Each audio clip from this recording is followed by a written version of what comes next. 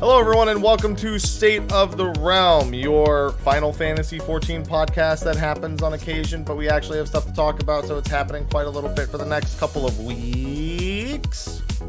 Yeah, we pulled ourselves away from our other games, long enough to do a podcast. For me, I'm almost done with Final Fantasy VI into Elden Ring, and Sly trying to get Elden Ring done before Gran Turismo 7 comes out. So, but we're here, and we're going to talk about the latest live letter, which was about the next 10 years, or so they said, of Final Fantasy XIV.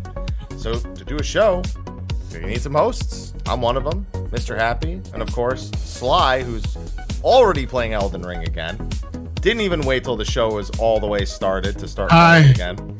You know, Sly, I actually feel with you on that because I did the same thing to Mr. Byrne yesterday. He was like, last second, hey, we need someone for the show. Are you available tonight? And I said, I really got to finish Final Fantasy VI before, or as quick as possible, every minute away. I'm like, okay, I'll do the show, but I'm playing Final Fantasy VI the whole show. I'll do something that's low attention so I don't ghost, but that's what I did.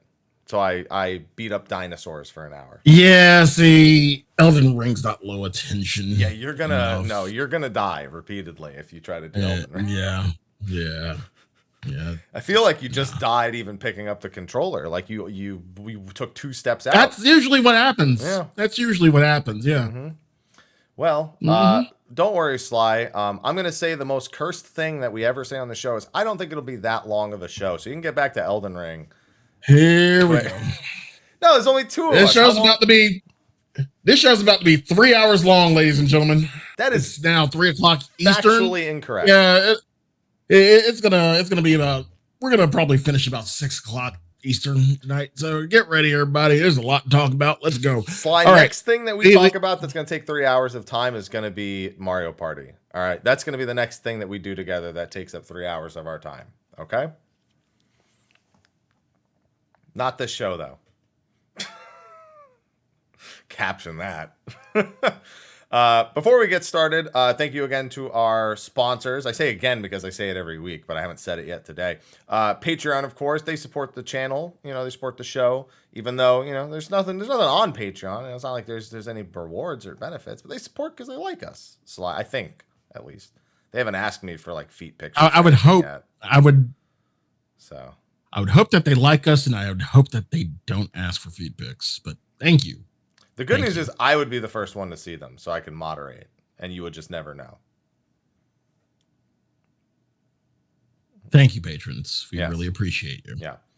And thank you to Steelseries. The latest giveaway just ended. I still have to pull a winner for it. So for this one under YouTube, there will be a new one starting up, a new monthly giveaway for Steelseries. It's been really hard getting people their prizes because one person has been waiting for their prize for 2 months because they'll ship anywhere they'll ship, but I'm willing to do the giveaway winners for. But they've been out in a lot of regions just since New Year's. You know, its production has been an issue for a couple of years just because of everything going on. But if the winner happens to be in the US, I think it's pretty quick. US or UK, I think, are the fastest shipping ones. So that's been a problem. But either way, we're still doing them. We're still picking winners, and they will get prizes, yada, yada, yada. So thank you to SteelSeries for helping out with that. Appreciate it. Okay, Sly. Live letter. Yep. Before we even start talking about this one, I have a very important question for you. What's up? What are we doing for the next one? Because it's next week.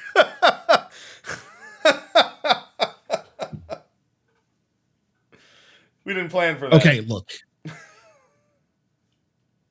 I definitely didn't plan for that. And once they said the date, I'm like, hold on. I had to talk to chat. I'm like, hold on. Did he say March 4th? They're like, yeah. Here's the thing. I will already be up at midnight. Like, probably doing license tests because that's the first thing you do. How early do you want to fucking do this? Because I think we just do it Saturday. First Saturdays. Well, if we do it early Saturday. Fine. We do it early. Yeah, that's fine. Yeah. Yeah, that's fine. Yeah. Hey, done. All right. Whew. Yeah, March Okay. 5th at noon. So 8 days from when we're recording this. Yeah. So put that in your calendar, Sly.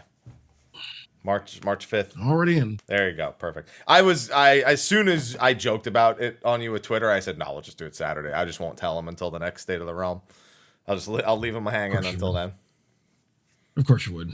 Well, I knew because I'm going to have to tell them anyway, so I figure best. But yeah, I mean, it's crazy. I don't think we've ever had 2 live letters this close to each other before. We didn't even know that it was going to be. I thought it was going to be like end of March, like mid-March, like 3rd week of March. Nope, first Friday of March at 3 a.m. Back to normal times, back to no English translations, back to normal, I suppose you could say for the next one.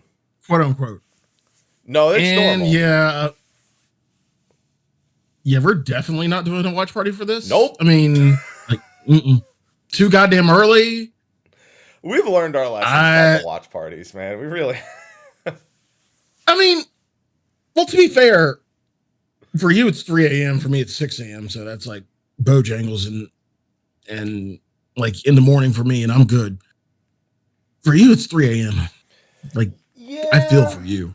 But I'm always prepared. I actually. It's going to sound crazy. I prefer the 3 a.m. live letters over the 6 p.m. live letters because it's easier for me to go to sleep at 3 in the afternoon or 4 in the afternoon the day before and wake up early than it is for me to stay up late after being up all day to do a live letter in the evening. That's true. So this is actually going to be better for me. In a sense, I'm actually looking forward to going back to 3 a.m. Not looking forward to going back to unofficial translations, but not that they're bad, but it's different for like maintaining attention. We appreciate the Reddit. Yeah, we're glad that we have them. I mean, we're even going to be using the Reddit compilation of slides for this, but it's so much easier. Like it's all the little things that like don't get translated. You know, like that. I may or anyone who's translating. I suppose Kate, in this case, we had her for the second half. It's totally different. You're like in on the joke. You know, when they start messing around and laughing, you get in on the joke real quick. You're not like trying to read, oh, are they translating this over on this Discord? And it's like, March 4th. So our next show will be March 5th, will be on that. And then we'll worry about the Melee and Caster shows that we still haven't done yet. Got a couple weeks now for those. Give people some time to get free of Elden Ring and a few other things to free some time up. So that actually kind of works out. So this live letter, before we talk about the specifics of it, how did you feel about it as an overall live letter? Because it was very, very different from pretty much every live letter we've had before. It was a landmark live letter. Mm-hmm. Like it's the first 10 years of Final Fantasy 14, and going back through that history, I don't know. I kind of got a little emotional. A little bit. And Walker took all that like I've been through this for 10 years emotion out. So when they were like, yeah, this is our history, I'm like, I know. Just please. Like the tears have already come and gone. I'm looking forward to more tears. Right? I need to redirect my emotion at this point. Yeah, this one definitely hit different for me. I mean, my big thing is it was the live letter that felt like it wasted my time the least. Compared to like the ones that we've done like watch parties for, where we've sat there just wondering, oh my God, when is it gonna end? No, see, the thing is, it usually, it's not, how should I put this? I don't know. How should you?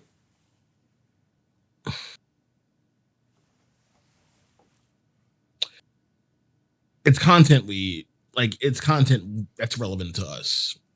So, I mean, when we did it, it was fun. So, and in my opinion, having fun wasting time isn't time wasted. Sly, I had a great time. Those were funny times staying up through, but I'm not just talking about those ones. I'm talking about even the ones that before the ones we did watch parties for, where it's 45 minutes of stuff that's important and over 2 hours of me just wondering if there's like any microcosm of information that isn't just like a casual conversation or QVC.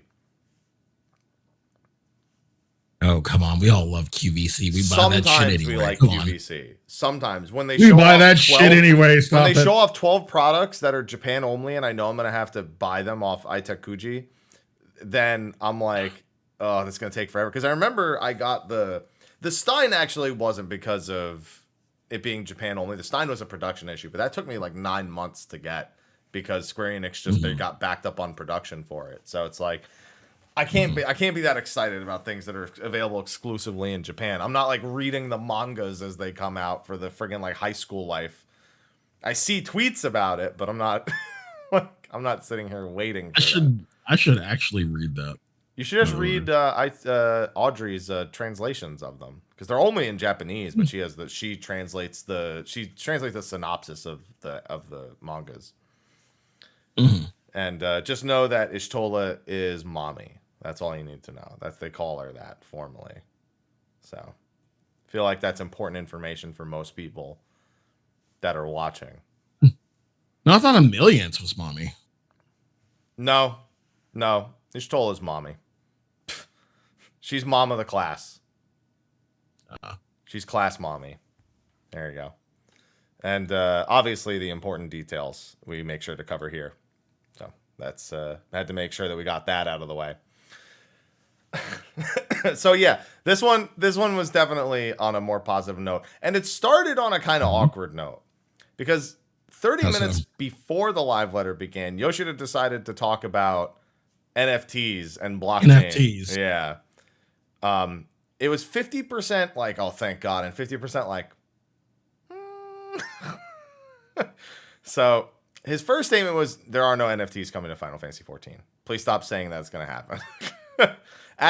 Although he said at the moment we have no plans. Of course, he's Yoshida, never a man of full commitment, always a man of right now as in currently. So not right now. Yeah. Mm-hmm. There's a little silver lining there. You have to keep an eye out for. But then he also said he like went into this whole thing about how he wanted to like sit down and like talk with like technology, like a technology podcast or show or something about the blockchain technology and everything, because he's like, oh, people don't really understand it, and if it were possible to do this in a non like harmful or predatory or means that would like be criticized or make people upset, we would we would have to consider it. And everyone's like, yeah, but that way doesn't exist yet, so we're just gonna be like, thank you for saying no, we're moving on. Essentially. Yeah. But he spent a lot of time. Like, it was like a 20-minute pre-show. Yeah, see, I wasn't there for that. Like, and I heard about it, and I'm like, does that mean like, you missed like his story, his anecdote about the mother who was like spending time with her son in the city, but her son was going to start working at Square Enix, and they saw Yoshi P, and she was like, who is this hoodlum who's going to be my son's boss? I didn't hear that either. Yeah, that one's funny. I thought it was gonna be like Yoshi P started hitting on his new like intern's mom or something. I thought that's how the story was gonna go. But then he's like, no, he's like, I look so disheveled. She must have thought I looked like what am I sending my son into? This is not a good environment.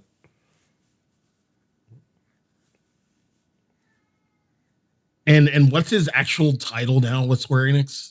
He's on the board of directors. He's producer and director of Final Fantasy 14, and he's on the board of directors for Square Enix. And yeah, he looked like a destroyed man. Disheveled. He's like, it's just that he doesn't get any sleep. That's why. I think he's fine. Because he said he was only disheveled because they were doing an interview about something about the metaverse. And they had like a 770 word interview written out, and they needed to condense it to like 370 words. My favorite part of the whole live letter is Foxconn was like, I saw that email, and then I just closed my email. So the email said, bring it down to this many words. I closed my email. It was so funny. Oh my god, it's so well timed. What a comedy genius that Fox clone. Yeah, so that was fun in and of itself. That's worth a go back and watch because it was all translated. The whole thing, all those stories are translated. So it was again, it was nice. And then that left us going into the actual live letter, which came in like 4 parts. This live letter. They started with what you mentioned, our journey thus far, and again, we've kind of been over that so much in the last year. I mean, yeah, it's cool to this point. Like, I was there, I remember that, but for me, it's like I'm here for the future of the game for the next 10 years. He assured us he's not quitting. Again, he's like, I am not stopping. This is my baby. You have to kill this man to stop him from doing 14 at this point. And I would please ask that you do not kill Yoshi P. I think he's doing that to himself at this point, but I don't think you need to step in. Yeah. So there's that. All the way back to 2010. Talking about how they're like, oh, our game's not hard enough. Let's make Gordius. And then we made Gordius, and they're like, oh, it's too hard. We're like, no. No. Ralbon Extreme. Marketing and PR team doing their damnedest. And then we moved on into what the next 10 years are called Newfound Futures. Now, they don't go too specifically into that title on if it's just like a fun little PR name or if that's actually the next kind of chapter of the game. I wonder if that's our 6.1 title name. And they just hid it from us. They're just like, yeah, Newfound Futures, whatever. That wouldn't surprise me in the least. Well, apparently the 6.1 title, he apologized. He's like, it's going to be really straight. Like, it's so straightforward. It's not clever in any way. And this isn't clever. So I'm like, maybe it's this. I wonder what it'll be. It'll be like, I mean, if it's not Newfound Futures, maybe it'll be what it was just called, patch 6.1, the next patch. Next story, next patch, new story, new adventure. Yeah. Something really basic. Next generation. Adventuring again. Another month subscription. That's what they'll call it. $12.95. $14.95. So looking towards the 7.0, they had 3 main points that they wanted to touch upon. Advancements as a solo and multiplayer RPG experience. The game's first graphical update. And then a little bit more of a short-term roadmap of just what is planned for patch 6.x. Now, the one thing that surprised me, even though I guess it's a little less surprising because this is Yoshi P we're talking about, we all want to know, I mean, we're all going to find out either way, but we all want to know, like, where the story is going to go. And in this regard, like, we've been dealing with Asians for about 10 years. What the fuck could be a bigger threat than the Asians? I mean, when you really think about it, like, I mean, we dealt with dragons. I mean, we still have like 2 dragons out there. Azdaja just sat out the end of days. He was like, yeah, I'm just watching Netflix. I don't give a fuck about this. Y'all can have that. But Azdaja is out there, like, you don't even know if he's friend or foe. And then there's the whole new world, which really looking forward to going to the new world. I highly believe we're going to the new world. What could be worse than Asians in the end of days? I think there's the misconception that there has to be a worse than, as opposed to just another. If there, like, the thing is, if there's not a worse than, I feel like the story just falls flat. I mean, these past you watch too much anime. Stop watching shonen. Stop watching fucking, what are they called? I'm bad with classes. No, it's not shonen because I'm thinking Shonen Jump. Is it shonens? What am I thinking? Yeah, I mean, you're probably thinking shonens, but I don't watch a lot of shonens. Yeah, stop watching animes because that's That's what animes do. Animes make every next threat a bigger threat than the last one, because then otherwise, what are the stakes? But I feel like if the stakes aren't, we've had 2 good expansions. We had Shadowbringers and then Endwalker. If the stakes aren't as high, I feel like the story will fall flat. I mean, the stakes, something else can destroy the world. It just doesn't have to be a little depressed girl. You know, it can be anything. It could be some ancient Asian relic that was like buried ages ago, or some Allegan, secret that was dug up at some point. I mean, it's not that we'll never see elements of those ever come through again, but I mean, we can travel throughout dimensions. We can travel throughout time. We can travel potentially through space. There's literally an entire world still completely engulfed in darkness. It's like, there's things happening out there. We also don't know what happened to the rest of the world during the end of days, or if it pretty much only concentrated in those couple of areas where we really saw it spring out. But on top of that, You don't need big stakes unless you're really hungry. So you can just have... How did I know you were going there? You can just have bad things happening that you are a part of. You can go exploring, adventuring. And there's probably still some bad shit out there.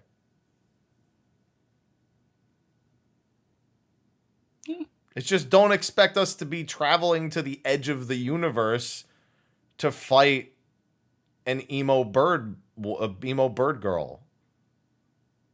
But we have that ability. We can do that now. We absolutely can. But that doesn't mean those are the stakes every time. Suddenly we find out the real Shinryu is like traveling between dimensions and eating worlds or some crap. Like, I don't know. If you want it, maybe. The void, maybe somebody opens a void portal and just the world of darkness just literally comes pouring in uncontrollably. Who knows? There's plenty of options. Now, moving on to the next few slides, they talked a lot about bringing a more solo-friendly experience, and this was something they've talked about for a long time. We knew this was coming, so consider this the more formal roadmap of what the plan is. Trusts. Compatibility to all story content that it's not available to now, as long as it's a 4-man instance or a 4-player trial, which is Garuda, Ifrit, and Titan, to be clear, or a main scenario dungeon that's also 4 people. So, it's coming. 6.1 it starts, and by 7.0, everything will be caught up. And squadrons will be lost to the dust, because fuck those guys, I guess. They're still faster than Trusts. They'll probably still be faster, to be honest. Even though I'm still working on mine. But yeah, honestly, definitely saw this coming a mile away. It's something, like you said, they've been kind of working towards and inching towards for a while now. And with the influx of newer players, some touching an MMO for the very first time. So a lot of them are used to a single player experience, even though this is an MMO. And then, of course, people can be shitty. Like, again, I don't trust half of y'all. Half of y'all, I think y'all eat people. I don't trust y'all. Bro, it's crazy. That's why I'm in static. That. I was watching Sin City last night. It's crazy that you went to eating people. Spoiler, there's somebody who eats people in Sin City. God damn it. Yeah, I can definitely see, a lot of newer players using it, because, it can be intimidating, like being in a new game and not knowing the mechanics. And I know that a lot of the community is welcoming and helpful. And then there are some who aren't. And there's a chance you'll find some that aren't. So it can be intimidating. And that's why, inching it towards kind of a solo thing to kind of, have people be comfortable. And then if they want to try harder content with people, they can later. So yeah, I'm all for this. So I have 2 thoughts about this. One, absolutely do it, because it doesn't matter. Like we've already seen with trust up to this point, queues aren't longer because of trusts for the dungeons. Like some people just have no interest in playing alone, and it's separating the people who want to do it alone, the people who don't. On top of that, sometimes you just want to do it the first time to see what the trust interactions are, and then when you do it repeat times, whether it be through roulettes or just queuing to get it done faster with friends, as long as doing it with friends or with a group of people is considered the generally faster method, it usually the world's even out. I will say this, a discussion that the other thing I was thinking is a discussion I've been having a lot since Lost Ark came out was how the two games share one similarity, 14 and Lost Ark, more than any other, and that they are both really bad at preparing you for when you get to content that is supposed to actually be involved and interactive and in any degree challenging. And this kind of keeps feeding that problem. They still don't have a great means of actually teaching the player. And I don't think I at this point, I'm convinced that the trusts doing, like people who do trust with the Shadowbringers and Walkers dungeons have not actually somehow learned how to do those fights. They just know where to go when they do it with trusts, because it's impossible as many people die as they do when they're not first timers in that dungeon, and they've probably done it with trust before. So I always have that concern in the back of my head, but I also know that if somebody wants to play good, they'll always go out of their way to do it, and people who don't won't. So at the end of the day, it doesn't matter. It's just always a thought on my mind. But they will have to play with people still a bit for 8-player trials, at least for the time being. Apparently, the Hydaelyn trial, they said that was very resource intensive, so they can't just retroactively add trusts to all the 8-player ones. So you're not completely out of the woods yet, solo players. Thinking back on Hydaelyn, is it really to program that amount of cohesiveness? Is that really, well, yeah, I guess it would be intensive. I do think the Hydaelyn trial is more intensive than most would be, because they actually designed it very intelligently. If you look at the trusts during that version of it, they actually learn as the fight goes. Like they're scripted to get hit by certain attacks and to stand in the wrong spot and nearly die. But then as the fight goes on, they gradually start actually remembering to avoid it. I think only Y'shtola never deliberately gets hit. I think she's the only one who actually is smart enough. And I think she even explains that's because of the way she sees playing a role in how she's able to do that. So, yeah, it is what it is. They say it's intensive. I'm not going to question it, because it's not like they're not trying to do it elsewhere. So maybe intensive meaning they're already doing other things, and it is a resource that needs to be allocated, and that's just not possible. So there's all that. So almost all the way there. But their good news is some 8-player content is going to be brought down to 4 players. In that of Castrum and Praetorium. They're going to be 4-player instances with trusts. You know? Bill didn't answer the question of whether or not we can skip cutscenes. I'd imagine. If you can do it with trust, you can definitely do it. It's really... The big thing they didn't talk about was the roulette. Because I think the roulette's gone. And the roulette, the only reason we can't watch cutscenes is because of the roulette. They need to keep the rewards consistent with the time invested. So, I say, yeah, you probably will be able to. You just won't be doing MSQ roulette anymore. So they got to shift the rewards to something else? Or just we won't have them anymore. Enjoy. That's going to suck. No, doing it sucked. Doing the roulette sucked. I hate how popular that roulette is. That roulette's awful. That is an encouragement of the worst of things, because not only do you have to watch all the cutscenes, but the people who have tricks of getting through it faster still make it shit for the people doing it for the first time. People who put it in different languages because it has faster text so they can get out of the cutscenes faster. People who disconnect and reconnect into it so that way they can skip a cutscene overall. And people who know about like tanking enemies here so you can skip mobs there and blah, blah, blah, blah, blah. It's already still a disaster. So But while those roulettes, while the MSQ roulette is, of course, a question mark, there's two things that will not be in a roulette anymore. Ever.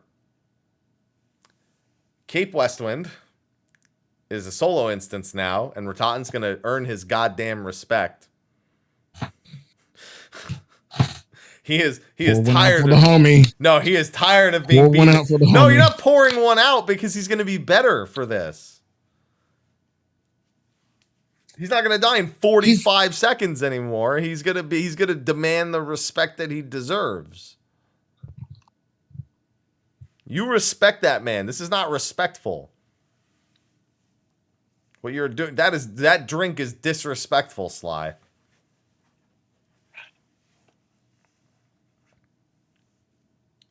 Can't believe you. The man's been demoted. That's not a demotion. That's a promotion. What he is right now is a demotion. Every patch we got a buff, he got demoted. This is a promotion. See, that's what they say to make you think it is. No. That's and then they give you your own little office and everything, and you ain't got shit to do. Yeah, he's gonna demotion. No, he's gonna be like a Job Quest finale. He's gonna be like one of those bosses. The only meme is how quick he's gonna kill you when you lose, and you're a loser. Yes. Rattatan will miss you, my man. You and your mullet.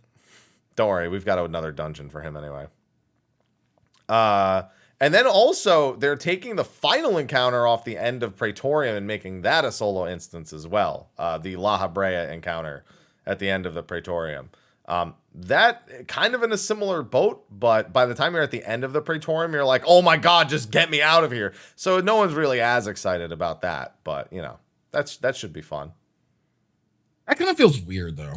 Like you do Ultima and then it cuts off, and then they just stick the cutscene after Ultima with La Habrea and its own thing, and then Trial.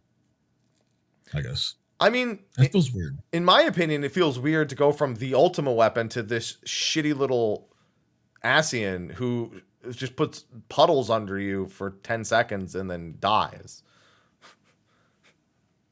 I always felt he was very anticlimactic after you've just beaten the Ultima weapon. It's just like a natural finale, you know? And now it'll feel like an actual finale to A Realm Reborn. I think he's also getting a promotion, technically. Again. Promotion. Sticking him in his own office. They're sticking him in his own office with nothing to do. No, you're giving him an office. And he was sitting at a shitty little desk before, and you would just pile on papers. Now he gets a closed door. He gets a secretary. He gets a plant. He gets drawers. He has a bookshelf that he can put books that he doesn't read on there. The secretary is the Ultima weapon. I'm actually picturing this in my head. Terrible. I'm saying it's a promotion. And as for the actual trust, they're apparently going to be like minor Scion characters who can actually participate in these kind of activities. So you might get like some B-listers, Hollborgsyn, yeah. There's a bunch throughout all of the expansions that we'll probably be seeing join us. They could also just be like new like B-listers that were never named before. They just need to be, in some cases, Echo gifted, like the 4-player trials. They need to be like Hollborgsyn and characters like that. And then otherwise, they just need to be characters who just aren't busy. As long as we know they're not busy at that point, they're viable, you know. Just don't expect anything too crazy outside of specific encounters that may have more unique NPCs. And they'll talk about that more next week with the 6.1 live letter when they go to show us the examples of the Realm Reborn, because they're doing all the way to Praetorium in 6.1. So that'll be soon. They also made some other changes. Todorok's not going to have the movement slow on the ground anymore. I mean, cool, but it's a weird thing to just now all of a sudden decide is an unacceptable thing to do. But yeah, I don't get it. They'll make other adjustments, but they didn't tell us about the other adjustments. They just gave us that one example. But with that was it for them talking about like the solo, like how they're going to be doing that. That's done in like 2 years. I don't know how that's part of a 10-year plan, but I guess it's just setting the precedent that this kind of, I guess, mentality of a player or this kind of interest in a player will be supported in case they've never wanted to play it before. Because that's who they're going after. They're going after the people who won't play it because it's an MMO. They're like, no, look, you can try it. Like you can play it on your own. Just because it's an MMO doesn't mean always multiplayer. It just means can be multiplayer. So I'll see if it works. I think it will. I think there's a lot of demand for this. Yeah. We see it with every other MMO. Like there's an almost completely solo experience while you're going through the leveling. So this is kind of almost bringing it into the modern era, I feel like. Then we have the first graphical update to Final Fantasy XIV. Now, we kind of predicted something in this realm beforehand, but we predicted an engine update that came with a graphical update. This is just a fresh coat of paint on the same, Chevy like 32 engine or something. That was terrible. Don't ever do that again. I mean, what else would you call 14's engine? It's certainly not like the classic like everyone's favorite Toyota Corolla or anything, It's no Mitsubishi. 4K grapes, my boys. Let's go. I'm so glad he acknowledged the 4K grapes. I don't think they expected the grapes to be in such demand. New pasta on top of the same old spaghetti. Don't you mean never mind. After smooth rock and polygonal grapes, how could you not? We get 4K rock now and grapes.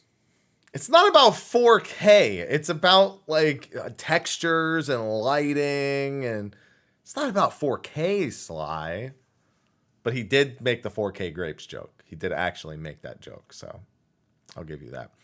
Now, they spent the next amount of time talking about kind of the goals of this graphical update, what it is, what it isn't. What it isn't is a goal to look hyper realistic, like a lot of modern releases. Forbidden West released on the same day, yeah. So wanted to make sure. So yeah, we saw that. Yeah, we saw that picture of Derplander, and you could definitely see some pores. And what was your initial reaction to this? Because for me, it was like, I looked at it and went, ugh, I don't want to look like that. Look at all, I can see their pores, and it's like that's neat, but like, I'd rather let a modder do that for themselves. I don't want to look like that. And then they're like, no, not this. Yay! Thank God. That did not look good. Now, with this graphical update, the one thing I really wanted to do, and I should have done afterthought, and saying this now, really should have went back and looked at the trailers for 16. And like kind of like imagine or envision what 14 would look like on that engine. I don't even think, for me, I don't even like to think that way, especially because it already says new graphics will not be comparable to standalone titles. Like that is the biggest point they drive home. So thinking, I understand that it's the same business division, but at the same time, I think that statement alone recognizes we are not just trying to make 16th graphics in 14, and that's evident. Like if you watch the trailers, there's still a significant amount of difference, even in just the minuscule things, even just like little art style decisions that are just drastically different between the two. They're just not built to be the same way. Especially, we really haven't seen much of the lighting in 16 with the one trailer that we've had. And we get a lot of pretty solid examples of how the game's appearance will be improved from this graphical update. Let's see. They did make note that in 7.0 graphical, hardware minimums are going to be they're going to be adjusted. They will change in 7.0. But the PS4 is staying.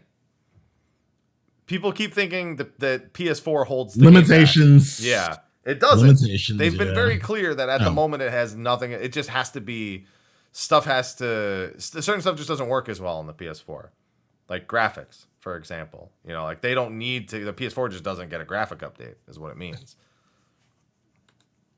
So, should be fine. For now, as of 7.0, will not go away for 7.0, which means it'll stay through 7.5, but 8.0. By then, Sony may not be supporting the PlayStation 4 even. So, like, you have to consider that it's not all on Square Enix. If Sony stops supporting it with, like, software updates or anything, that is grounds to stop developing on it. So, bear that in mind. So, also, 16 does not use the same engine as 15. That is the Luminous engine that is being used for Spoken. 16 uses a modified version of, I believe, 14's engine, which is itself a modified version of the Crystal engine. So, and this is all done in-house or out-of-house? In-house, yeah. Okay. Yeah. So then there's the hyper-realistic picture. Now, I will say, as for the actual, like, the real images, those looked nice. Once I saw these, I'm like, here come the memes. And sure as shit, it didn't even take y'all a fucking minute once these came up. Like, y'all work fucking fast. Shout out to you in the Final Fantasy 14 community. Y'all work fucking fast. I will say the funniest one, though, if you haven't seen it. Is it the Rogadin singing? No. Oh, have you not seen the Rogadin singing? I can't play it because it's DMCA music. The funniest comparison picture was the Lalafell. It's like current. Yeah. And then the higher res was just a potato. Yeah. I mean, there's a lot. It's people just took the format and started using it for everything.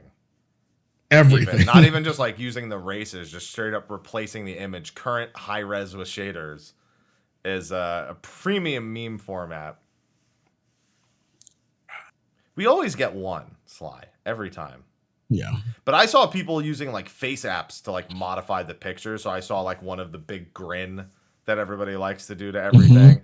I saw one where you can like put a face in. So I see Towley use it all the time. Basically, he imposes his face onto like celebrities and like it plays like an image of like a meme and he's just like in it. But this one's kind of like the reverse where it takes the facial image and makes it speak. It's like the one that they use for that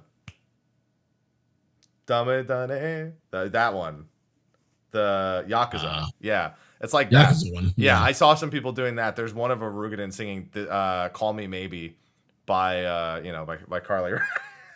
So like I've seen like a bunch of those. Yeah, they're like deep fakes. Yeah, but not entirely. Well, yeah, it's the reverse because the deep fake is it's the imposing onto it. But it's just people are way too quick on it.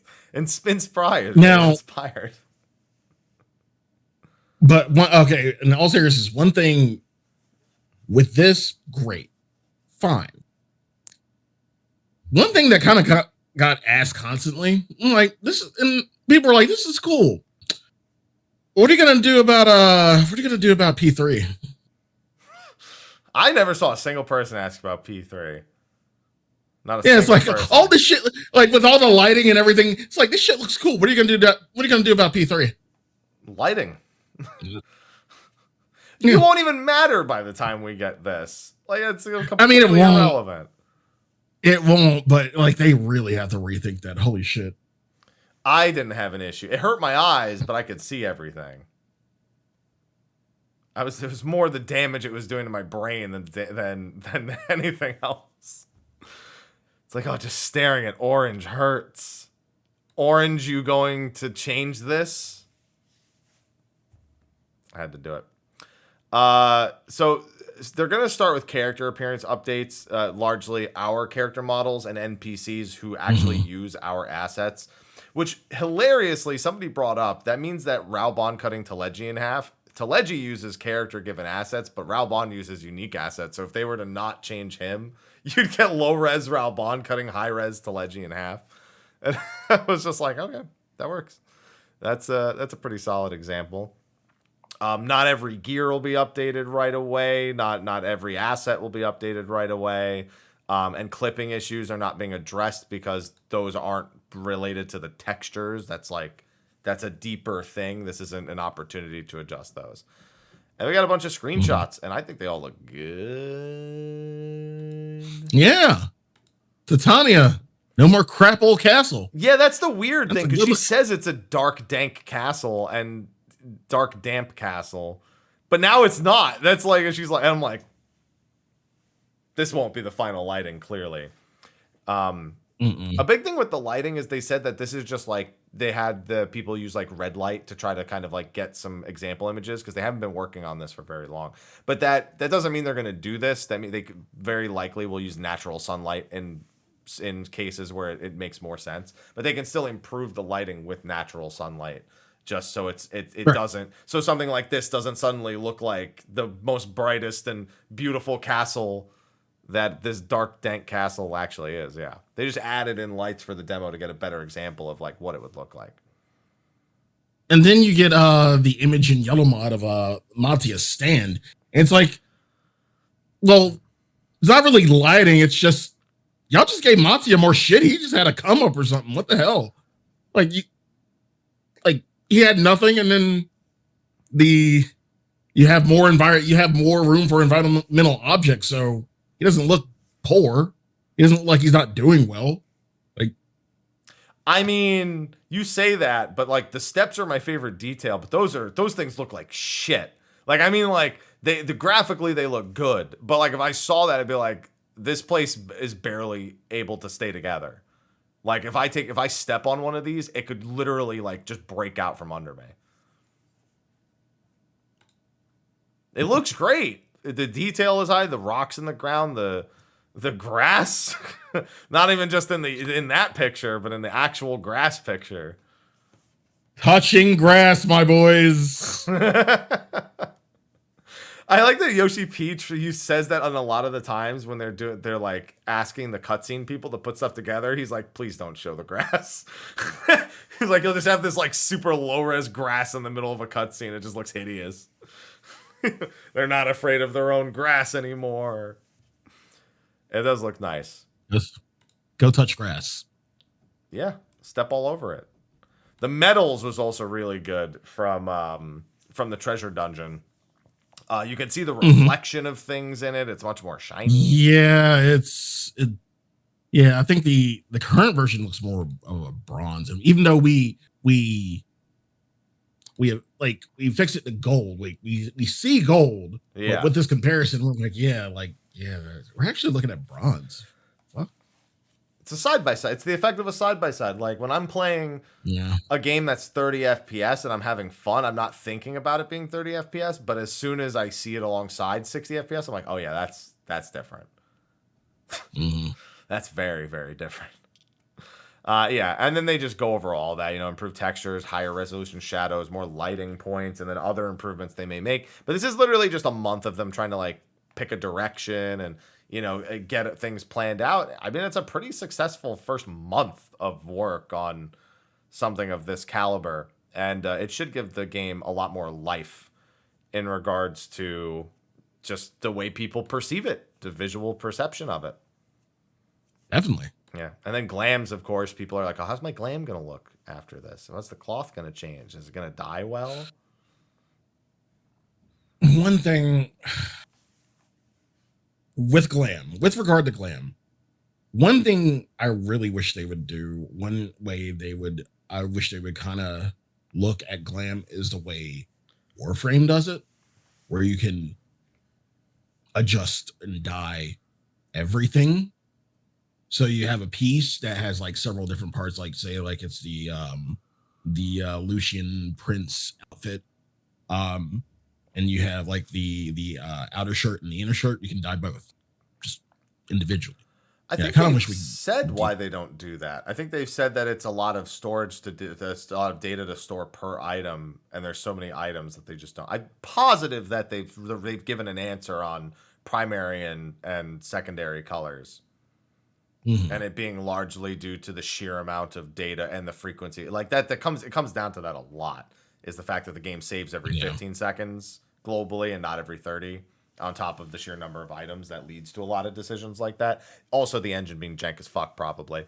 But yeah, I mean, it could be worth a re-ask to get them to elaborate if it's relative to this. So we'll see. Maybe at some point they are working on an engine overhaul, but they don't want to talk about it yet. Who knows? Probably not. I'm just going to say no. So then they wanted to talk more about the short-term future with this. And the funny thing is, and Mr. Byrne brought this up yesterday on his podcast, The Relic Grind, they really only talked about the next 2 years in this next 10-year show. It's like, oh, this is before 7.0. Oh, this is before 7.0. And they're like, so what about the other 8? Like, what's happening? What's going on? I think it was really just to set a precedent for their commitment, and because it sounds, no one wants to hear, the next 2 years. It was more broad. Yeah. It was a lot more broad in the early sense. They just left it. They gave us a few tidbits and everything, and kept a lot of the stuff past these next 2 years like really broad, which understandable. Yeah, I think it was really just it sounds better the next 10 years. No one was like, oh, the next 2 years, I don't care. I'll wait and find out. Next 10 years, I gotta tune in. I gotta know. So then they started talking about the immediate future. Main scenario for 6.1 through 5. Hildebrand confirmed returning in 6.1. Now that's significant, Sly. We haven't had him release in a 0.1 patch since A Realm Reborn. They said they needed a break for him because they were developing his story reactively to people's demand. This is proactively after taking a break. So we should see something closer to the older quality of the Hildebrand quests from this. Don't be surprised if there's trials or anything of that capacity to be associated with it, but he's back as somehow further adventures. And then the fashion and cloth and clothing mogul empire of Tataru's grand endeavor is also going to be joining us as a side story quest throughout all of 0.1 through 0.5. We are going to help her build her empire. I mean, we had to get something out of her since she was in Zodiark. True. She still could be. We don't know. What? She could still be the final boss by the end of 6.5. It's possible. You don't know. You don't know. But yeah, so she's getting her own little side story quest. And I'd like to say this. I don't think it has anything to do with Relic or Relic gear or anything, because they talk about when weapon enhancements start, and she's before that. So she's just gonna be stepping on Rowena's territory a little bit. She's gonna be the new Rowena. Rowena's gonna be sending hitmen after her, after Tataru. Right? Like, you stepping on my That's turf? the grand endeavor. We have to protect her. It's like the Hitman's Bodyguard with Ryan Reynolds and Samuel Jackson. That's funny. Oh, man. Then we got a roadmap for each patch to some degree. 0.1 is going to have the 24-man raid. It's going to have the Crystalline Conflict. It's going to have the Arcasadara tribe quest. Not calling them beast tribes, mind you. Just calling it a tribe quest at this point. Which makes sense. I'm still kind of surprised because the Arcasadara kind of live with everyone over there. So I wonder if this is a tribal village that doesn't actually interact with the rest of the island in some capacity. Because I just don't know. I don't really see Arcasadara as a tribe so much as just a race, I suppose. Yeah. So I don't know. It's kind of weird. Dragon Song's Reprise is the new ultimate. We knew that, but that's its name. Our next Unreal is Ultima, so we have Uwu 0.5 because it's Ultima Weapon Unreal. So it's Uwu. We get it again. This is Ubu, and you never pursue Lubu. So that's I'm gonna go with the other one.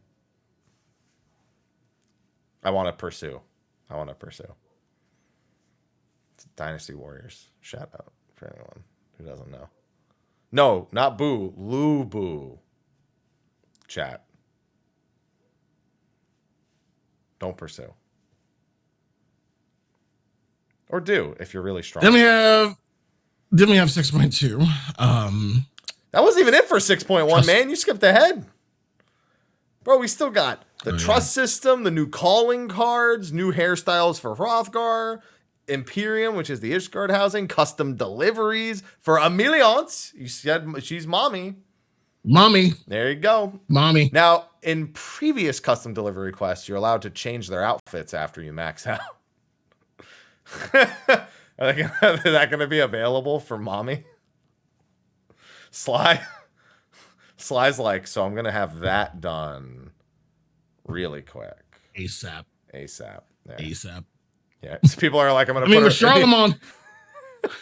Like with Charlemagne, poor Charlemagne, like he just dresses awful. Holy crap. I mean, I should change dresses for his job.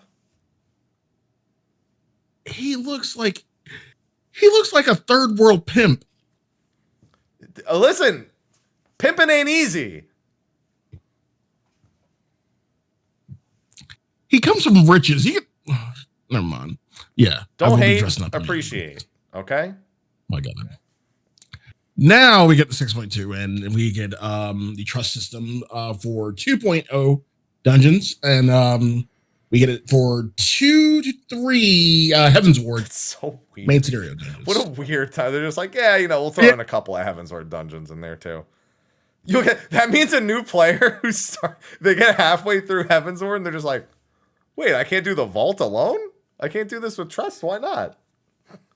It just stops in the middle. Oh, man. That's funny.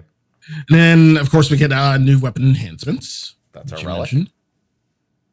And the new Criterion dungeon with variable difficulty. How are you feeling about this one?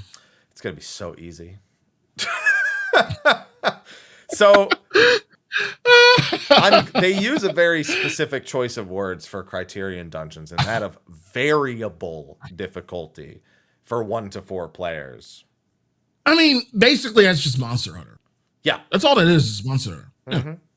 It just scales with the number of people, which means that it should be, assuming everyone's equally skilled, about the same in terms of completion rate and being able to get it done and whatnot. Now, sometimes people play worse on their own. I think that's evident with Palace of the Dead. I think it's also evident with Monster Hunter, where sometimes you play pretty well. Like you're like, I can play well. Like but when I'm alone, I have to make concessions that I don't have to make when I have other people around. Going for the tail, for example, when you're alone, suddenly worse to do in some cases, So, the question really is, what is it actually? Because saying it's a dungeon with variable difficulty is not. It's exciting because it's new and we don't have anything else broad. In the game. Yeah. It's very broad in terms of description. Yeah. So it's hard to say a lot. What I do find interesting is that it is coming alongside a new weapon enhancement, which tells me those two things might be one and the same. Be linked. Yeah. I have a feeling it's going to be vital to the next. I think it's going to replace exploration zones for this expansion. I think we're not going to have a Bojjo. We're not going to have a Eureka. This is going to be what they try to do. I'm not saying for certain, but that's my prediction.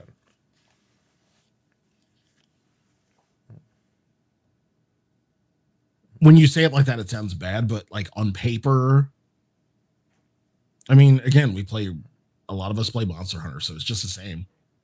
Yeah. So we've hunted the same monster like hundreds of times for a single part. This is no different.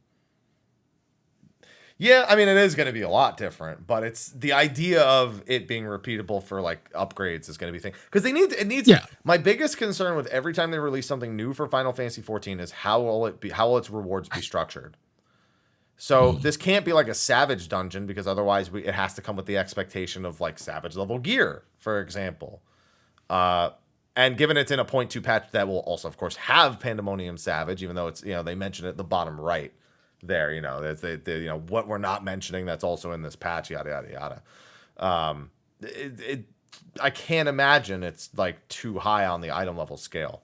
So I'd expect it's got like lock boxes and things of that capacity, reward structure similar to the exploration zones, just not as an exploration zone. Island Sanctuary debuts. That's a confirmation. We did not know when it would debut. It is now confirmed for 6.2, so get your Animal Crossings ready. Even though they say it late, going back to 6.1, data center travel confirmed for 6.18. Yes, correct. 6.18. Yeah. So he says that later, but like I said it on Twitter, and Burn asked the same thing. He was like, yeah, I just noticed that. He didn't really say anything. 6.18. Which, again, if we're going off of like current scheduling, I would say that's about maybe what? May?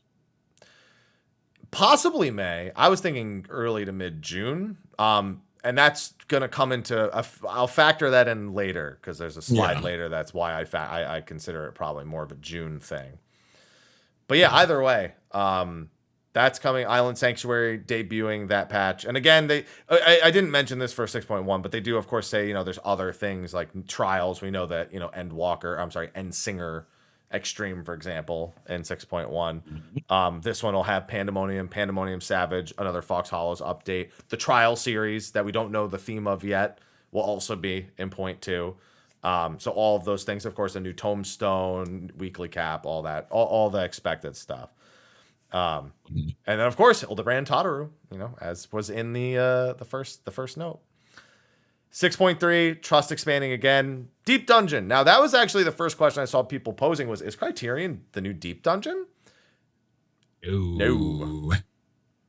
And I once I saw Criterion, I'm like, no, that's not Deep Dungeon. Like, he's answered that question for me. I know. Yeah. I know. We're getting Deep Dungeon. Yep. And then you're welcome. Next slide.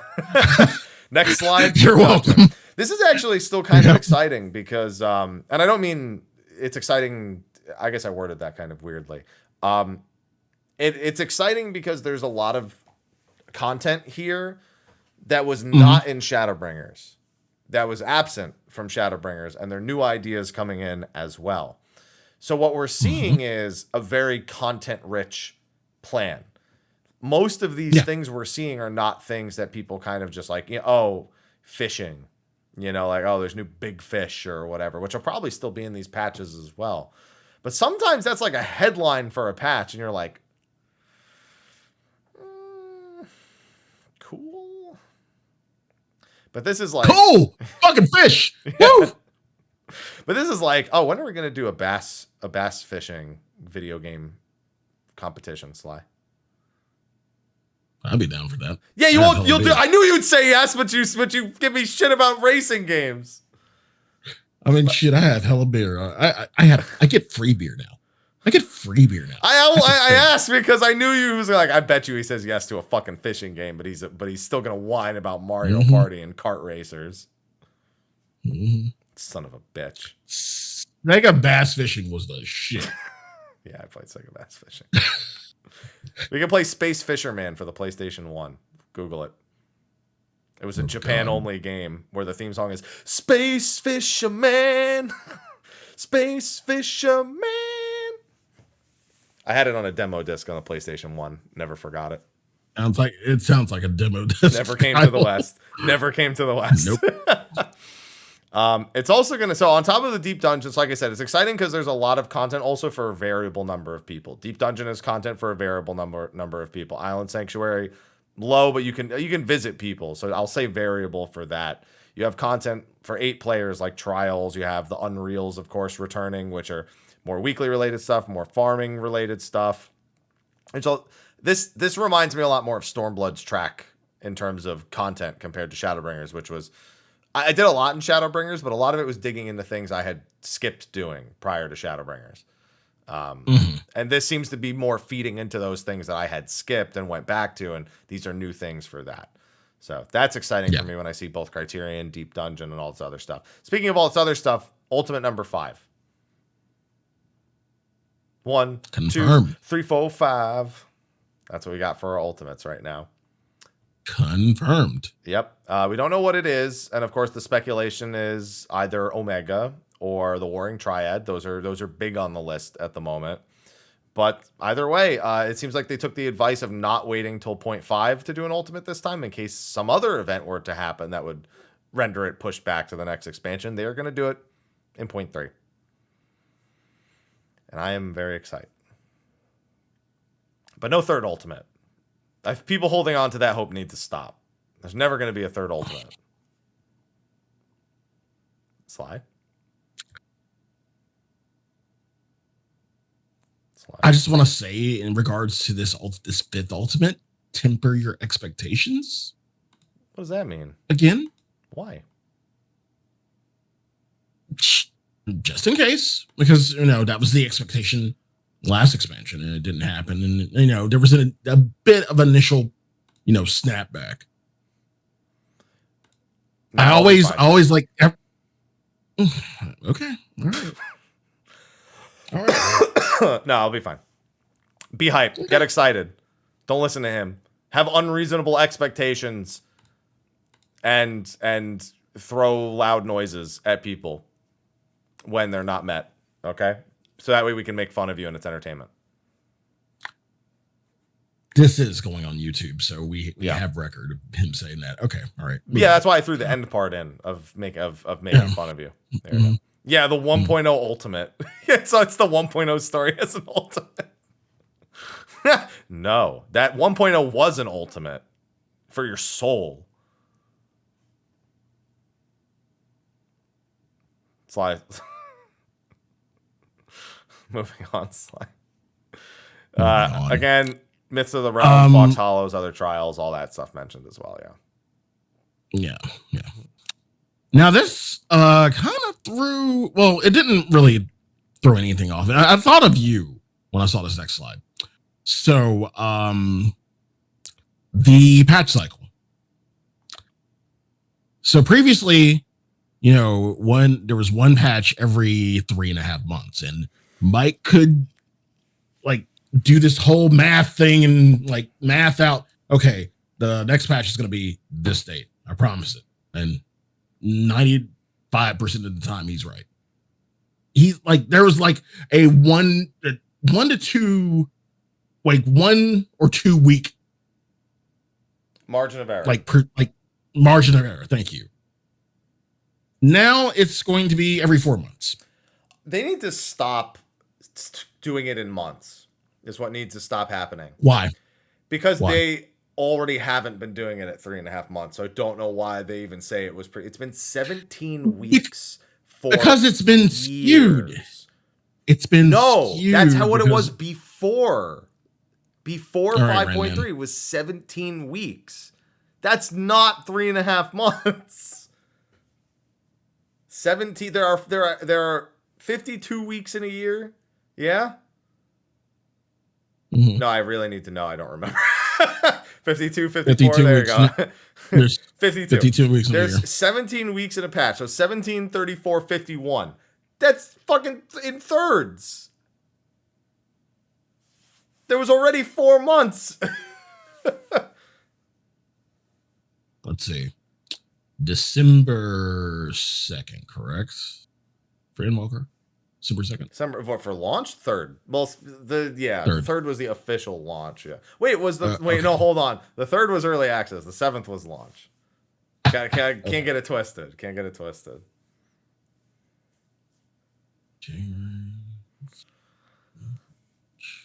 Sly, the 17-week thing doesn't work anymore. Because it's the whole point. Shut up.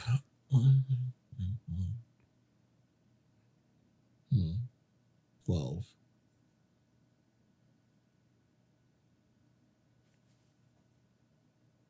Yeah. It was already 4 months, is what I'm saying. That's really 4.5 months because it's probably gonna be 19 weeks now. Yeah. I don't care. I really don't care. It's whatever. I play the patches when they come out. But it bothers me that they don't just say 17 weeks going to 19 weeks because that's realistically what it is. Or 20 weeks even. Who knows that? I don't know how they're calculating their half months. Because a month, that could be 15 or 16 days. Who knows? It could be 14 days like it is in February.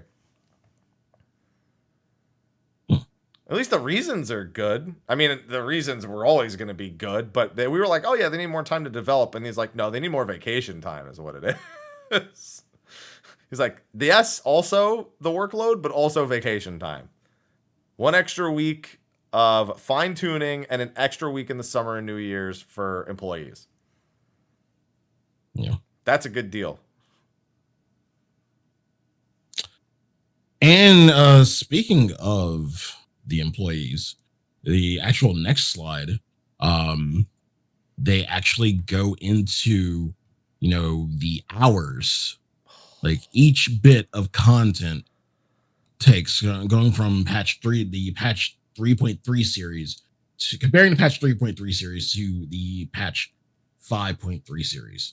And again, like it may seem like small to you or like to a lot of you and minuscule, but again, not every game that gets this kind of transparency. The only other company I can think of that really does it like this, Digital Extremes. Like you get updates like every damn week with Digital Extremes. So shout out to Digital Extremes and Warframe. But yeah, not a lot of companies give you this transparency. So like it might seem small, but again, hand claps for them actually doing this and showing the time it takes. Well, I really think they do this to appease the people who bitch. And like again, it doesn't appease anybody. They just do it because people bitch. So I'd say a lot of people look at the content they do regularly and the number of hours they spend doing it, and not the quantity of that. Because like this is saying there's 60 quests in 3.3, 80 quests in 5.3. 9 types of content, 10 types of content, 11 jobs, 18 jobs, 17 bosses, 23 bosses. Average cutscene time, number of cutscenes, word count in Japanese, not to mention localization, which we'll talk about in a minute here. It's just the volume of the work is increased. Even though their employee count has increased, it's still considerable. So they want to give it perspective to people. So please understand, please accept, and please look forward to it. Right. And I hope they look forward to their extra 2 weeks a year of vacation. Please do. Please do, indeed. Please take vacations. Yeah. That wrapped up the first half. And then we get into the second half, which actually started with a pretty exciting bit of news. Now, we noticed that Aimee, it was late for her. It was like 9 p.m. on the West Coast at that point, and she was phoning in. She wasn't actually in Japan. Was replaced by Kate, who this is not her first time doing a translation for us. This is her second time, I believe, doing a live translation for us. And we got the news that Koji was actually promoted to supervisor of localization for all of the business division, including Final Fantasy 16, obviously, any game under that. And she is taking his particular job in the Final Fantasy 14 team. So promotions all around. So all these titles, she's responsible. He's responsible for all the titles. Oh, you mean, okay, never mind. I understand. I thought you meant the quest titles. Yeah. Yeah. The quest titles. Yeah. Yeah. So she came out the gate, and a lot of people really, really loved her, like right out the gate when she showed up on stage during the fan fest. So and she handled this expertly as well. So we know I think we're probably in pretty good hands at this point, especially because no matter what, Koji is still supervising. He's just not the one sitting there. He might get to go see his family at some point as a supervisor, Does this mean Kate's joining the Primals? Who knows? Kate, if you see this, tell your boss that you want to be on the track. Kate rap, let's go. There you go. I want to see Kate spitting bars. Yes. She'll be better than Yoshi P at the very least. I can promise you that. At least when it comes to rapping. Yoshida can sing the Byakuya theme, but do not let that man rap. Do not allow it to happen. Hey yo. Titania. God damn it. Oh man. They started this by just reiterating that way housing's gonna work in 6.1. Now they had said, and people thought I was crazy for saying this, and I was like, no, I definitely remember them saying this. They said that they were planning on, so the first time they mentioned housing, they mentioned they were going to do some lottery, some split. But when they said that, they also said we currently have plans to actually do lottery only, but we want your feedback. They said that before. And And I was like, yeah, no, they said they're doing all of them lottery at first. And people are like, no, they didn't. And I was like, they totally fucking did. Then they said this and they said the same thing again. And I'm like, I told you they said that. They're just repeating it. And they're just asking for feedback again because y'all forgot. Because you're like, that's 6.1. We'll worry about it later. Yeah, so right now the plan is only lottery-based plots unless player feedback dictates that they add some first come, first serve. Or they change some to first come, first serve. So that was the big thing they wanted to make sure. Otherwise, everything they explained before, they were reassuring us they did not need to explain it again. Oh, thank God for that. The free trial's resuming. In fact, has resumed as of 3 days ago. Name returns. Yep. Our letter from the producer, number 69. Nice. Nice. That's March 4th. We know about that. The soundtrack is already available. We have the lyrics to P4, and nobody expected it to be shrieks and not freaks. One of my favorite jokes that I saw come out of that was the Gru meme with the whiteboard with the flipping thing. It says wild shrieks. Wild shrieks. So we got all the lyrics, Reacher minions flying around and stuff. They have some art that's being painted up. The hoodie, which I have already pre-ordered, the Fat Cat hoodie. I got that from Itai Kuji. Thank you again. And also, we're hiring. Please scan these QR. Bro, the hiring thing was so desperate. I couldn't believe it. Yoshi P literally said, you may not have much experience in game development, but if you know how to use Word and Excel, then, apply. My man said, if you know Word and Excel, please apply for our game designer job. Graphics. We're gonna be in good hands. We're gonna be in good hands these next 10 years. Bro, I might as well apply. I know how to use Word and Excel. I was like, can I do it in my spare time since it's contract work? Can I sign a non-disclosure agreement and do it in my off time? I just want my name in the credit. Actually, my name's already in the credits. What am I talking about? For Legacy. I mean, the Legacy. The list of Legacy players. But those were actually all at the end. This was reformatted to skip what was a large Q&A regarding Endwalker spoilers. And there weren't very many Peaches questions in here. I was expecting a lot of Peaches. And I didn't get that many. Maybe some grapes, but not a lot of Peaches. Were they 4K? Yeah. Mm-hmm. Okay. Definitely. Mm-hmm. Yeah. But they asked, I mean, we're not going to go too deep into these, but like they ask about, what's Azim up to? A lot of them they also didn't answer. Yeah. They're just like.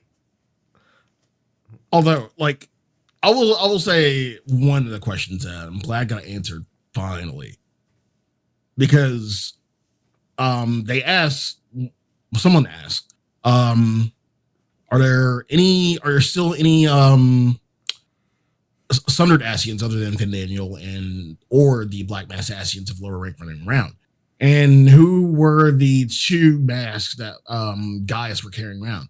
And the two masks were Ultima and Dudalafon. Dudalafon, I've been wondering for the longest time where the fuck he was. And finally got that answer, so thank God. Yeah. It's funny because I was trying to, as they were reading the question out loud, I said to my chat, I was like, that has to be Ultima and either Dudalafon or one other person. And then they said it was Ultima and Dudalafon. I was like, oh, well, there you go. That's who it was, yeah.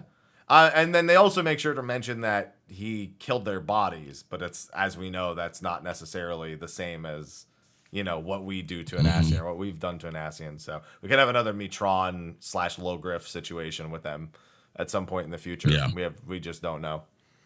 They talked about asking, what was Azim doing in the final days? And it's a secret.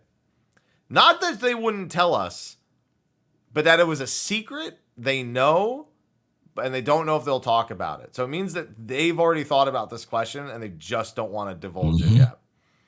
Yep. I assume he was just going around helping people, because that's what we do. I mean, they could have just said that, and that would have been fine. He was doing mahjong, as it says right here. Why did Xenos dream of Amarot's final days? We kind of also predicted this in some of the lore shows that we did, and that he's a descendant of an Ascian. So yeah, it just skips a generation. Yeah, his anativism. There you go. Yeah. How did all three of the Unsunders actually escape? That was a pretty interesting answer because Venat deliberately needed to make sure that Emmett didn't get unsundered, and he just happened to be with La Habrea and Elidibus, who had already separated from Zodiark's heart at the time, so he was still an unsundered at the time, and then they just worked together to survive. So that was that's pretty interesting because that is a good question. That is something we were wondering and doesn't have a definitive answer in game. It's inferred at best, the Emmett Selk thing. So I think when he says that she probably, if I were to give you enough credit, that I'd assume that you planned for this outcome all along or something like that. Supposed to infer that she knew that had to happen that way. So that was really good. There's the question you asked. How much time has passed? He's like, no. Nope. He doesn't want to do it. He's like in the cutscenes, like in the trailers, they act like real world years have gone by, like 2.5 years, 2 years. But for the in-game, they can't do that. They're not reflecting the length of the story. They're just reflecting the actual length of the MMO. So he's like, I don't want to go down this rabbit hole. I can't hear, feel, think, perhaps. Emmett Selk and Hythlodaeus return to the Ethereal Sea. So could they be reborn? Yeah, I mean, theoretically, they would be reborn into the source like everyone else, but they're fine where they are. Yeah. They don't want to come back. But it would be something like Gaia, essentially. Because Logriff was reincarnated as Gaia, but it's not like Gaia's like, I'm Logriff, rah. So you had to have that, like, awakened. Like, that was the whole thing. Their souls returning and being reborn is not as important as what Emmett used to do and, like, awakening them with the memory stones. So without that, it kind of just, it doesn't really matter that much, that even if they are, souls will become, they have set out to do so, their souls will be completely purified, and then they don't really want to come back. And I think they kind of say, you know, Emmett even suggests, like, I don't want to be here. This place, I want my old world back. This place sucks. They don't even have a Dunkin' Donuts. Rowena's taking control. Will the star be renamed to Aetheris? And I think they said that it's probably not the best idea. It's Aetheris to the people who know it, but like everybody else will still Hydaelyn. Yeah. That's essentially what will happen. Yeah, because they make mention of civilizations outside of the ones we've experienced, not even maybe calling it Hydaelyn. They might have a completely different name for the planet because we don't like work with them to dictate what they call things. But not even that. The PR team doesn't want to have to deal with that after all these years. They're like, yeah, no, Hydaelyn. And it's like, now all of a sudden it's just like, oh no, actually it's Aetheris. And the PR team is like, they don't want to do that shit. Will Xenos come back to life again? I don't like how he's dancing around this question. He danced around the minion question too. He's like, I mean, you know, would we really want him around? You know, might be a minion soon. Yeah, maybe. We did show his heart stop beating, right? Put it like this, if he's a minion, you know he's not coming back. That's not entirely true. He said that when their story beats have been largely settled, which is why we have multiple versions of some people's minions. Because that part of their story is gone. So, oh boy.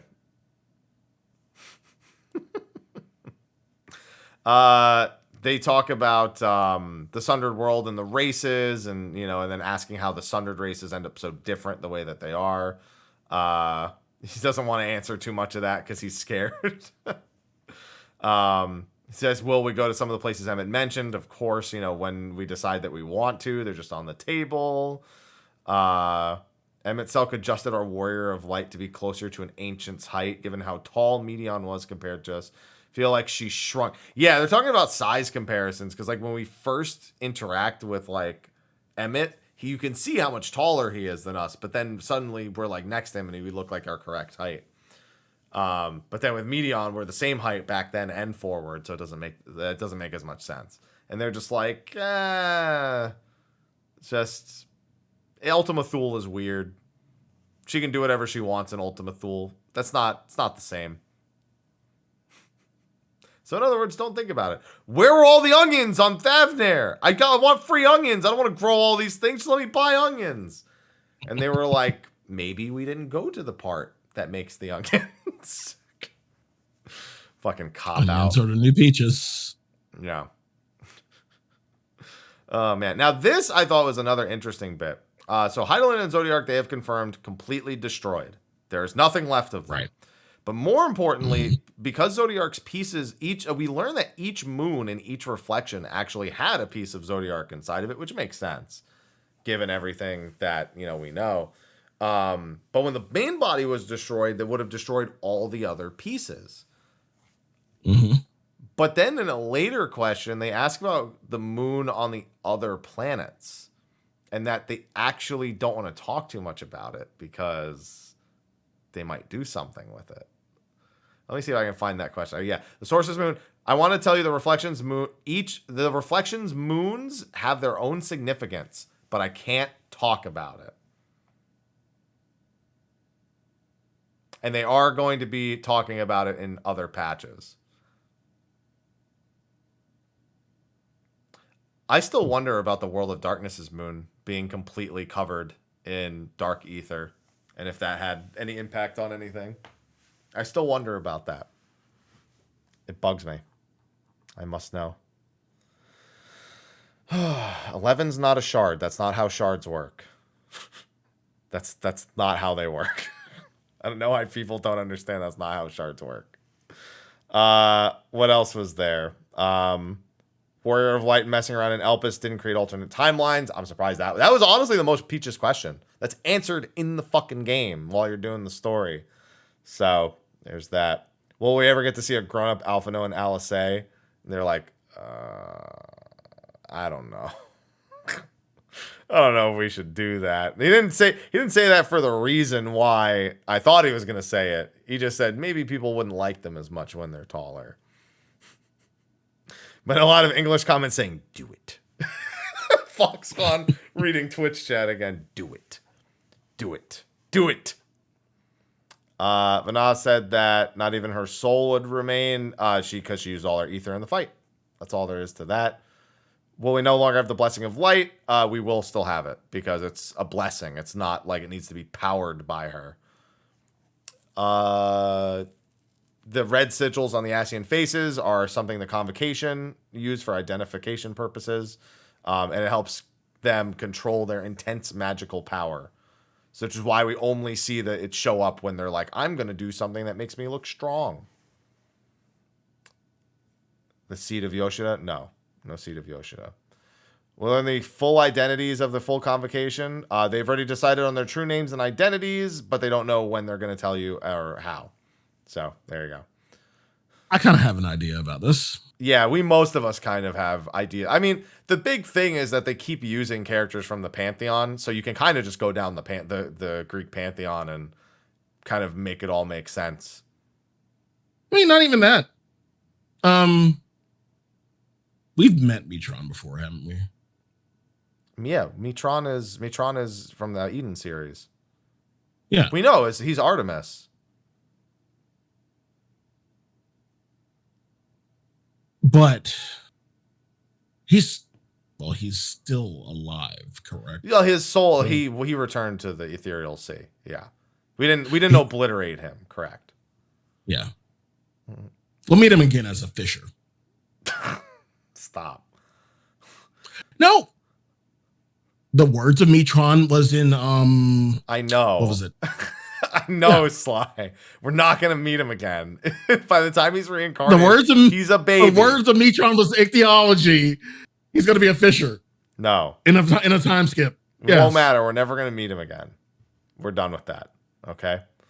That's all there is to it. There's only one person now who we know that they know they're an Ascian, and that's Gaia, who is Logriff. She's well aware she was Logriff and can use Ascian powers. That is the one. Okay, that's the only one. I promise. The rest of them are never gonna have enough time to be reborn. Halmarud's a botanist. Okay, that's fine, but that doesn't. Never mind. Just never mind. They talk about Vanna's plan to save the world. They talk about what was Yoshi P being such a perfectionist about, because he mentioned that he was being that way. That's why they delayed it, 2 more weeks for the expansion, which I honestly forgot happened until they mentioned this. I had honestly forgotten we had a 2-week delay for the expansion launch at some point. I didn't. It just left my mind. I couldn't do it. Then they got into random not story related questions about healing and like job balance out of nowhere. They went out of nowhere. They did all the questions weren't going to be about lore. They said they would. It literally says Endwalker MSQ Q&A. And then they're just like, by the way, healers are putting out too much healing compared to damage taken. There's not enough healing required. And all he said was that it's the first tier. It's always easier. So go do ultimate. His exact words, just go do ultimate. See if you're still complaining about that. If do ultimate content and suffer. But then they talked Dark Knight is going to have a bunch of job adjustments. I think that's a soft confirmation of a Dark Knight rework in 6.1. Mm-hmm. They're looking at the feedback and trying to fulfill many, many requests. So we'll see how that turns out. Machinist, White Mage, Dragoon getting another jump animation reduction. I'm assuming that's because they say jump, but I think they mean Star Diver. Star Diver. Yeah. 100%. It's Star Diver. Yeah, Star Diver and Dragonfire Dive are both. I mean, honestly, all the not high No, jumps. not even Dragonfire Dive. It's just Star Diver. Dragonfire Dive's also still a little long. It feels longer at the very least. When I was leveling Dragoon, I was like, I still don't like using it. It's the travel time. That's more than anything. It's the lock at the end isn't as long. But yeah, that might be what makes it seem a little slow, but the animation itself is fine. There's no lock on it, honestly. You can you can pretty much move out of it once it happens, and it happens in a snap. But now Star Diver. Star Diver. Yeah. Holy fuck, yeah. Yeah, so Star Diver, that's probably very specific. Because Star Diver, if you are even a little late, you clip. It's not even that you can't double weave. You almost cannot single weave with Star Diver. No. It's way too long. So they're just confirming, some jobs that are going to be getting adjustments and stuff. And again, just because they don't mention a job doesn't mean it's not seeing adjustments. That's another important little disclaimer to have. Will we get more glamour plates? They're going to, 6.1 will increase the plates. And they are also working on more dresser space as well. But they'll update us more on that in the future. Charlie informed members' uniform, something they've already decided upon. More Garlean outfits as well, something they're already talking about. Mm-hmm. The song from the radio in Garlemald is going to be getting an orchestrion in 6.1, the one with the distortion. Give us the radio! I want the goddamn radio. Video more than anything. Radio star, though. Stop it. Fucking stop it. Really, they're in terms of aesthetics, there are two things I want. Hell, we've had one since Shadowbringers, but I see it in Razatan. First of all, I want the radio. Secondly, whoever the goddess of the Mog Station is, please give us the shaker emote. Oh yeah, that's gonna happen at some point, no doubt. Yeah, I want that, please and thank you. Can we live on the moon? Should have looked at Foxconn and just tell them someday. Just say it. Just please try living in Ishgard first.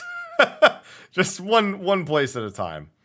Oh man. And then this is when they kind of went into the housing explanation for the other thing. The minions question, yeah, sure.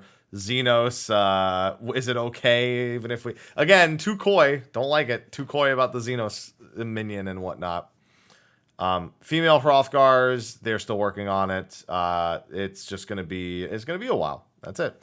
They're narrowing down the exact look they want to go for, and it's in development. They're doing it. They're like, no, we didn't back out. No, seriously, we're doing it. And we don't really care how many people play as female Hrothgar. We just want to complete it. But for real, this is the last one. No more races after that. It's the last one. It's the last one. Stop asking. DNA 8.0. No, it's the last one. That is it. We'll come back to this in 8.0.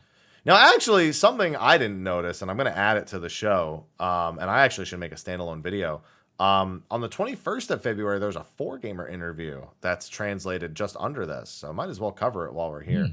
The first question was, are there plans to prepare a Hall of the Intermediate for people? And the devs do think it's something they need to do. They also think that the instance dungeons serve as the venue for self-learning, but they think there is something to address here. So that's much closer than the previous answers we've gotten. So yeah, the devs want to do a Hall of the Intermediate, so there's a actual probability of it, even though Yoshipi's not like telling them they have to do it. Let's see. Orenvale is an optional dungeon in the main story and will not be converted. So Orenvale will not get the trust system, it would appear. It's going to be largely focused. That would mean that Cutter's Cry. Actually, no, I think Cutter's Cry is used in in like a later patch. I think you do. Oh no, they got rid of that. Right. That's when they got rid of Orenvale also being part of the MSQ. Right. I remember that. Yeah, we'll see. Some of those might not have them. Okay.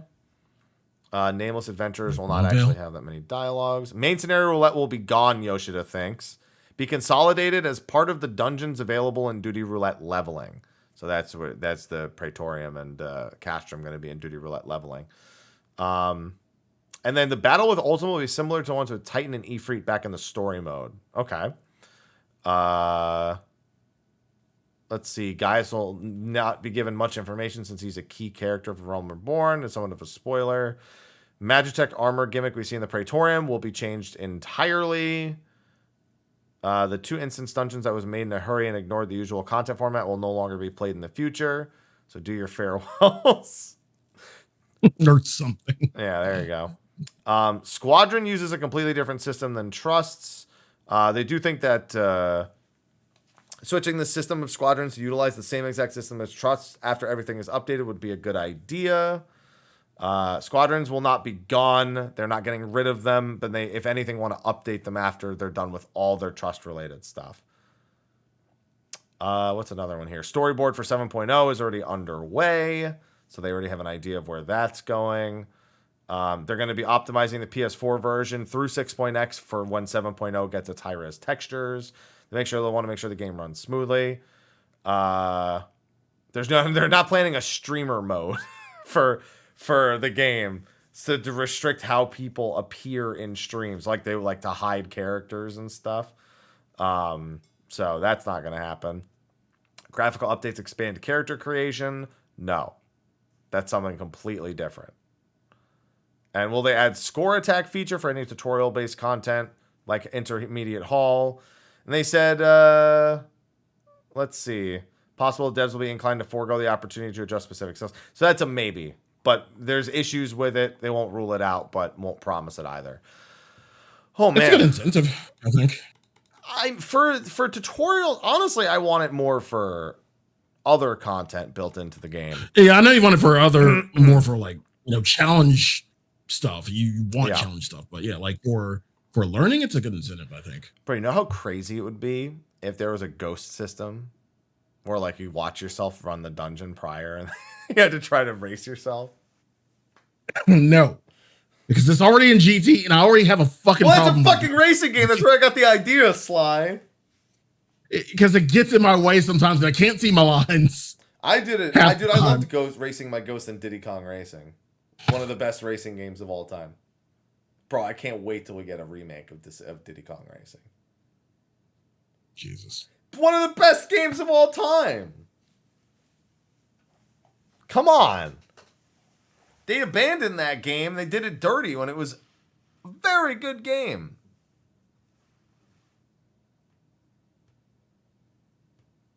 So that's the live letter, ladies and gentlemen. My man doesn't like and yes, I do. Yeah, surprisingly, we didn't take 3 hours. I mean, it wasn't that long of a live letter, honestly. It was. It was like 3.5, 4-ish hours, but it was like. But that's the usual. That's the usual. Yeah, wasn't 6 is what it wasn't. That much I can promise you. Yeah. So thank goodness for that. Oh, I can't do it. 6 hours. Yeah, but that's gonna be a wrap. We can go back to playing Elden Ring and Final Fantasy VI. Hey. There you go. We did it. Next week is next Saturday, as a reminder, at noon. So Friday, we will not be doing it. All right. That works out, I'd say. That's pretty good. Sound good? All right. With that. Great plan. Everyone, what was that?